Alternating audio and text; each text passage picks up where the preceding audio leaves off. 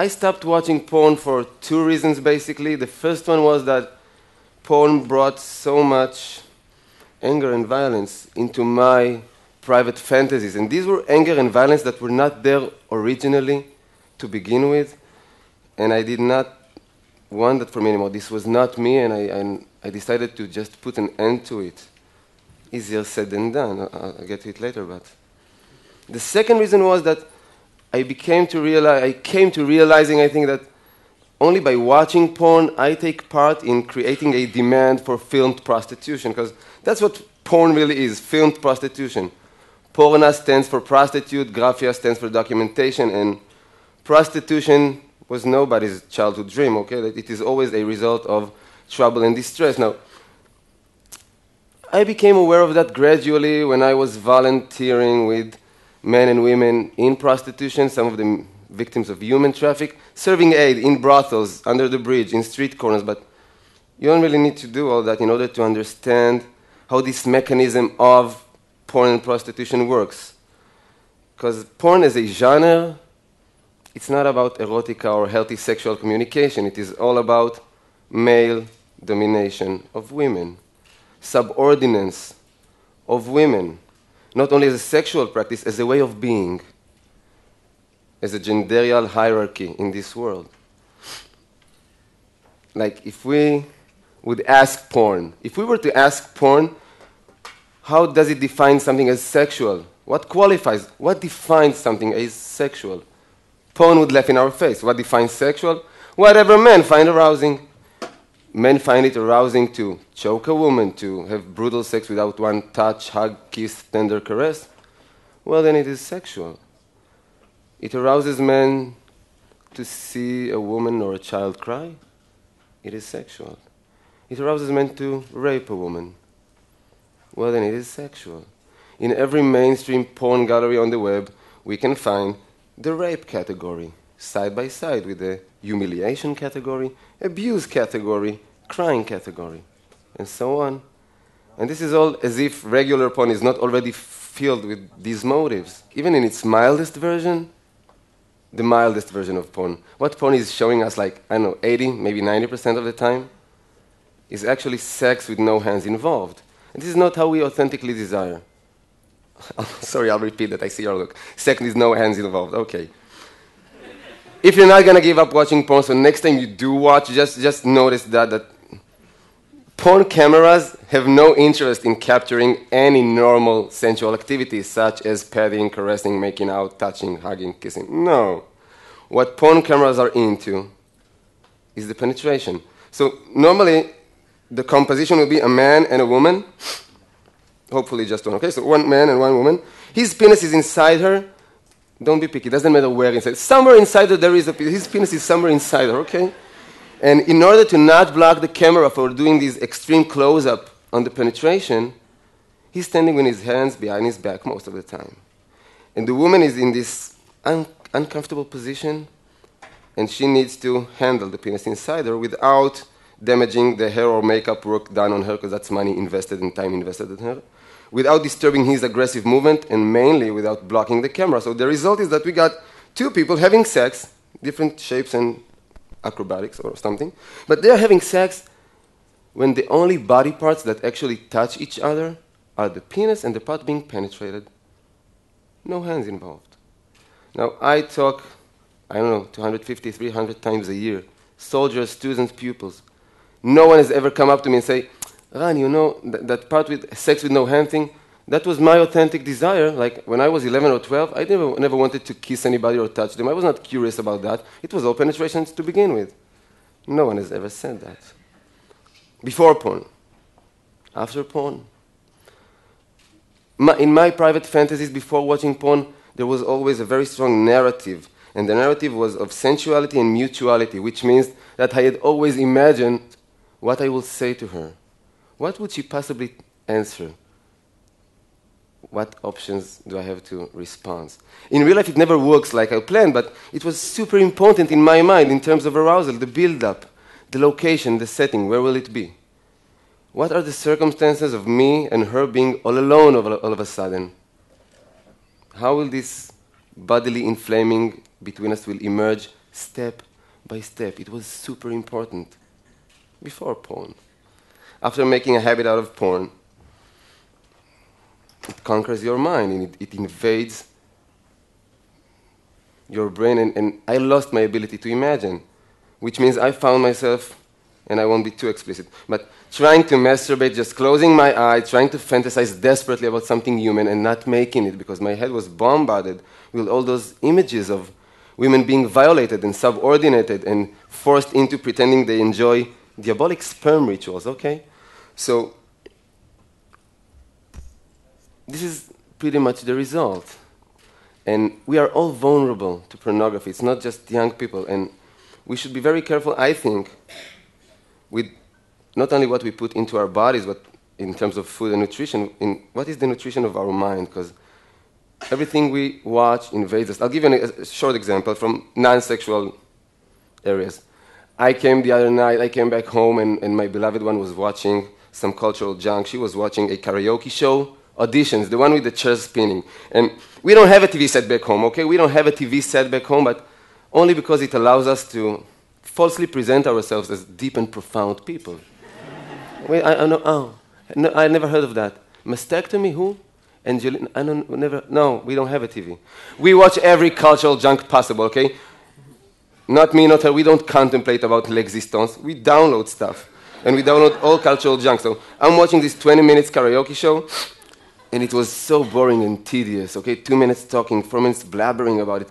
I lost patience after like 20 minutes, and I went off to take a shower. And the most interesting part was in the shower, because what I found out there was myself in my most pathetic ever. I'm going to share it with you. I want to feel that you actually accept me and love me, so I have to share my most pathetic, and you have to accept it now.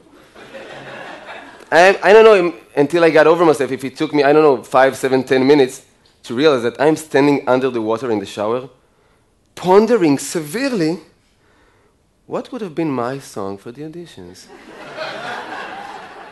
Deep and profound, mind you. I won't be doing this Rihanna, Lady Gaga, I'll be doing Mercedes Sosa, como un pájaro libre.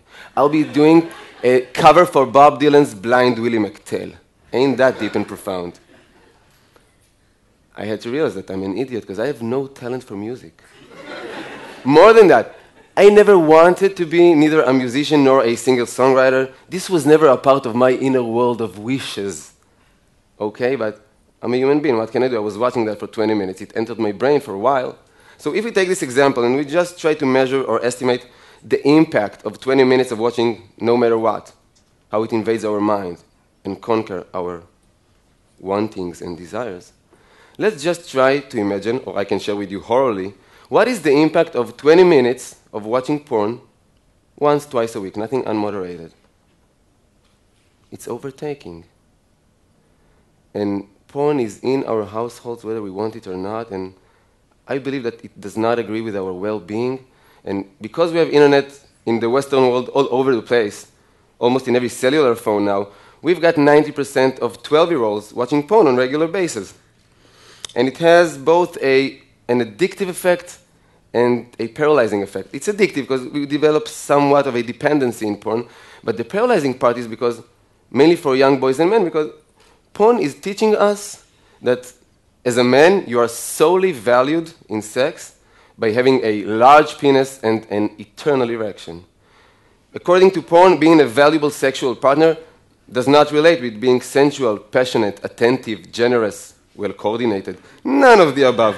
It is all about large penis and eternal sunshine, which we don't possess. So boys become paralyzed, and if they don't become paralyzed by watching porn, very often they turn into imitators of what they saw, which means they become aggressors. Aggressors, even when emotion is involved. Like, there is so much sexual abuse going on nowadays within the confines of what we perceive from the outside as beautiful teenage love stories or healthy adult relationships, because we don't really talk about sex. We just see it all over the place. We don't really talk about it. So what goes on in the confines of a certain room, but these are all sexual mutations that happens. If we talk about women, it's not only that, but young girls and women get the message, not only from hardcore porn, but from our porn-influenced mainstream culture. Have you seen any Miley Cyrus, Lady Gaga video clip, commercials. That's porn with clothes on it. So girls get this notion that if you want to be worthy of love, first and foremost, you have to be worthy of sexual desire. And now, the definition of sexual desire almost equals be like a porn star. So I work in dozens and dozens of high schools and junior highs. In every single one of these schools, I find girls that at a certain point agreed to be documented in an intimate situation because they wanted to please some guy that they had feelings for. And this guy misappropriated their trust. Always same story, so he sells it on WhatsApp application or on the web, in the internet. And normally nobody even addresses him in terms of moral. But it is always girls that suffer from shaming and mortification. They can change school, they drop out normally, change school, move to another city, and still be haunted on social networks. They develop clinical depressions, severe eating disorders, as if we don't have enough reasons in our culture to develop eating disorders. They become so isolated socially. So some of them, like Amanda Todd, rest in peace, some of them actually commit suicide because they find no more value in life or in themselves. So porn is not only in our house, it is a capital case. It is not a minor phenomenon in our society. It is a question of life and death sometimes. It is mainly a question of life and death for the people who participate in porn, because porn is not an embodiment of freedom of speech, freedom of occupation, blah, blah, blah. No, it's an embodiment of sex exploitation, working side by side with human traffic, raping, pimping, solicitation. For every one porn star with a book contract or a production company, we've got hundreds of thousands of women and girls who does not survive out there. Literally, they just don't make it. The sex industry just, how do you say, chews them up and spits them back into brothels, into hooking in the street, escorting, massage parlors with happy or unhappy ending, depends who you ask. And I'm not joking, this is serious life. This is the whole spectrum of prostitution. So many of them doesn't even make it to the age of 50. I'm talking countries that the average life expectancy is 75, 76 years now. They don't make it to the age of 50, for reasons mainly. Drugs, STDs, sexually transmitted diseases, being murdered by a John, a pimp, a boyfriend. And the fourth reason is suicide once again. Because if you're a prostitute, on camera or off camera, you're in the situation that we can refer to as social death. We have all sat in the dinner table with people who probably consumed prostitution, that have been to a brothel once, twice, at least. We never sat down to the table with a prostitute, not with a declared one. So that's social death. It is not glamorous, not at all. And when I sit in the privacy of my room and I watch porn, even without paying, no need to pay, it's free, okay? I hope you know that, if you're still consuming. Whatever I'm watching is creating a demand, and wherever there is a demand, there will be supply. There's a correlation. If I watch pornography of black older women, somebody is going to go out and pimp black older women. Asian minors, somebody is already trafficking Asian minors in order to film them, okay? Israeli women, Palestinian women, WASP, all-American college girls, that are strong in the last few years. It's a very upcoming category. The scum of the earth are already out there trying to solicitate and prostitute these women on camera. So I stopped watching porn for my personal well-being, my intimate communication, my private erotic life, my, reclaiming control and responsibility over my mind. But by doing that, I actually stopped contributing to this horrible sex industry, and that's a good thing to do, I believe. And I would really like to propose that notion of physically and emotionally safe sex. Emotionally safe sex. It does not mean going back to be conservative or unliberated sexually. I'm all for sexual freedom. It just means that we need to put genderial hierarchy aside, subordinates aside, and bring back in, let's just say, laughter as a critical mass for intimacy. Two souls, two humans, two souls alone in private. Can they please have a laugh together? I don't care if they know each other for a decade or for an hour. If two souls alone in a room does not manage to have a laugh together, what good could possibly grow there, sexual and non-sexual? That's emotionally safe sex.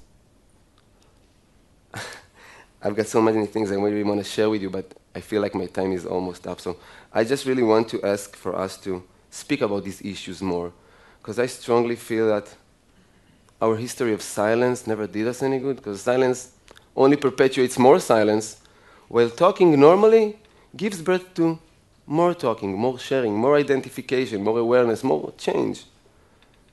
Small change in our small, humble life, but real change, a true one, emotionally safer.